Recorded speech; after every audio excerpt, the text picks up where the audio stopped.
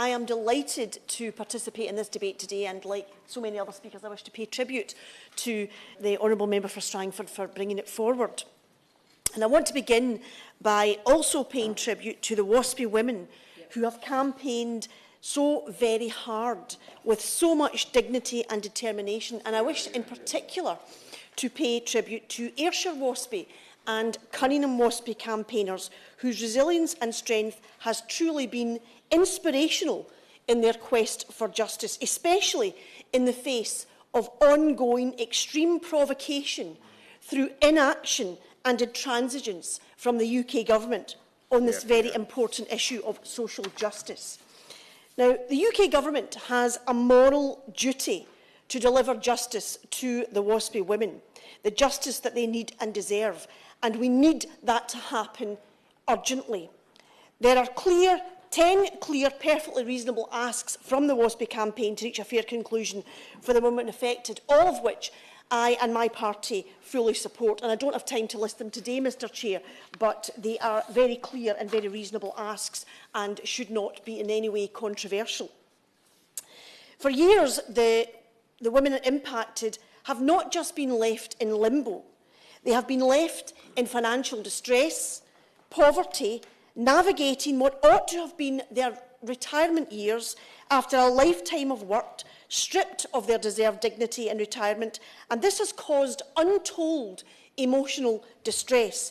For 5 long years, the Waspi women affected have waited for the Ombudsman's investigation to end and for its final report and adjudication to be published. And during that time, an estimated 260,000 women have died whilst waiting. That is both tragic and utterly scandalous and completely indefensible. The rightful compensation should be delivered, as we've heard from everybody who's spoken today. It must be delivered promptly, and it must be meaningful and reflective of the hardship and distress and injustice suffered by these women as well, and it must also take into account the significant sums wrongly withheld from these women. There must be no more obfuscation, there must be no more avoidance, there must be no more excuses. The UK Government must at long last deliver for these women. There are no more hiding places. Like everyone else in the debate today, I am very angry at hearing over these years how Waspi women have had their retirement plans upended, their hardship they've been thrown into, and all of this, of course, has been exacerbated by a cost of living crisis with soaring food prices, soaring energy prices, rising interest rates, higher mortgage payments.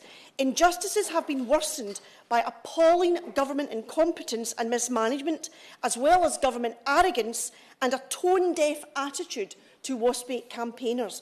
And I wish to draw the Minister's attention again to the private member's bill from my colleague from Kilmarnock and Loudon, which would require the Secretary of State to publish proposals for a compensation scheme for women born between the 6th of April 1950 and the 5th of April 1960 inclusive, who have been affected by the increase in the state pension age. Having robbed women of their rightful pension, the Government, as everybody is urging them to do today, to turn their attention to putting it right. Because that's how Waspi women feel. They feel that they have been robbed. Now, to govern is to choose, and good governance must have justice at its core. But tell that to the Waspi women. Tell that to the victims of the Horizon scandal. And tell that to those impacted by the contaminated blood. Those people would not agree that the Government has justice at its core, and why on earth would they? But when mistakes are made by governments, as sometimes they can be, governments need to be big enough and brave enough and decent enough to put these injustices right. So the Government must at long last hear and urgently recompense the Waspi women who have been robbed of their rightful retirement after a lifetime of pay discrimination. Then, of course, it must turn its attention to pensioner poverty in general, and it must reform our current pension system, which is not fit for purpose. Any talk of raising the retirement age further must stop, because we know that raising the retirement age disproportionately impacts those on lower pay and lower socioeconomic status. We need an independent savings and pension commission, and we need that without delay as well. The Ombudsman has been clear that these women have suffered from maladministration and injustice. So there's no argument and there's no place left for the UK Government to hide. Waspi women deserve the retirement for which they worked all their lives. Everyone deserves dignity in retirement. This shouldn't be a controversial statement, and it's time for delivery, because Waspi women will not, cannot, must not and should not go away. The Government must sort this out urgently.